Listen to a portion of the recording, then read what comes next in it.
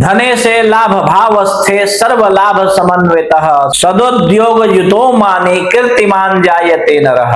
तो मित्रों, महर्षि पराशर बृहद पराशर होरा शास्त्रम के 25वें अध्याय के 23वें श्लोक में कहते हैं कि यदि सेकंड हाउस का मालिक इनकम भाव में बैठा हो, यानी कि 11वें घर में बैठा हुआ हो, तो ये जातक चाहे जो कुछ भी करे इस संसार में, धरती पर कुछ भी करे, इसको सदा लाभ समन्वित, सर्व लाभ समन्वित, कुछ भी करे उससे लाभ ही लाभ होता है। अगर कहा जाता है ना, एक गांव में कहावत है कि मिट्टी छुए तो सोना हो जाता है। अरे भैया, ऐसा ही योग होता है तो होता है। और ऐसा नहीं कि ये जातक केवल भाग्य के भरोसे नहीं, ये सदोद्योग युतो यानी कि सदैव पराक्रम में लगा रहता है, परिश्रम करते रहता है और सदैव कर्मठ होता है ये जातक। ऐसा जातक स्वाभिमानी भी होता है, यानी कि जहां जरूरत पड़े वहां दान पुण्य भी करता है। इस कारण ये बहुत ही प्रतिष्ठित और कीर्तिमान भी होता है, बहुत बड़ी कीर्ति वाला, विख्यात कीर्ति वाला भी ऐसा जातक देखा गया है। तो ये जातक बहुत ही धनवान और स्वाभिमानी, विख्यात कीर्ति वाला भी होता है। ठीक है, तो सेकंड हाउस का मालिक अगर